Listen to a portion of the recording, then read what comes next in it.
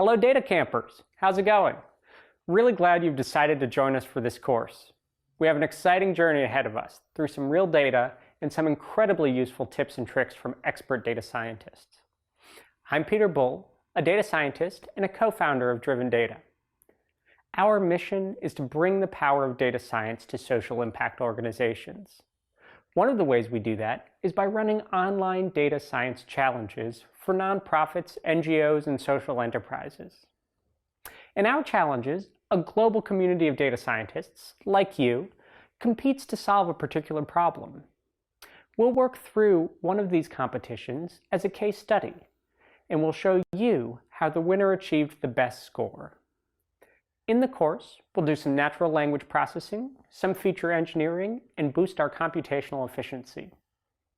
In addition to these pro tips, we'll look at one of the ways in which we can use data to have a social impact. School budgets in the United States are incredibly complex, and there are no standards for reporting how money is spent. Schools want to be able to measure their performance.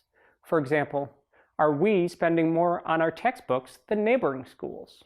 And is that investment worthwhile? However, to do this comparison takes hundreds of hours each year in which analysts hand categorize each line item.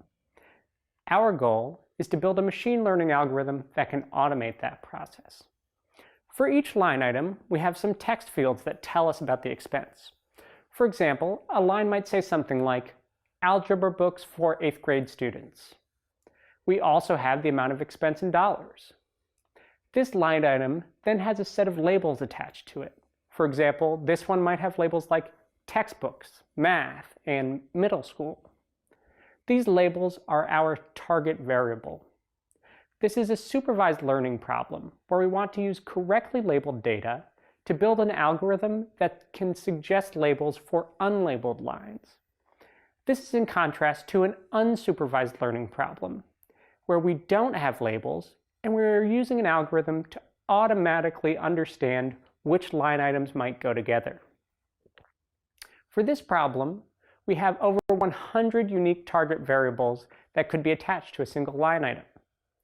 Because we want to predict a category for each line item, this is a classification problem. This is as opposed to a regression problem, where we want to predict a numeric value for a line item. For example, predicting house prices. Here are some of the actual categories that we need to determine. Is this expense for pre-kindergarten education, which is important because it has different funding sources? Or is there a particular student type that this expense supports? Overall, there are 9 columns with many different possible categories in each column. If you talk to the people who actually do this work, it's impossible for a human to label these line items with 100% accuracy. To take this into account, we don't want our algorithm to just say, this line item is for textbooks. We want it to say, it's most likely this line is for textbooks, and I'm 60% sure that it is. If it's not textbooks, I'm 30% sure it's office supplies. By making these suggestions, analysts can prioritize their time. This is called a human-in-the-loop machine learning system. We will predict a probability between 0, the algorithm thinks this label is very unlikely for the line item, and 1, the algorithm thinks this label is very likely. We'll take a quick break to review, and then come back and talk about how to load the data.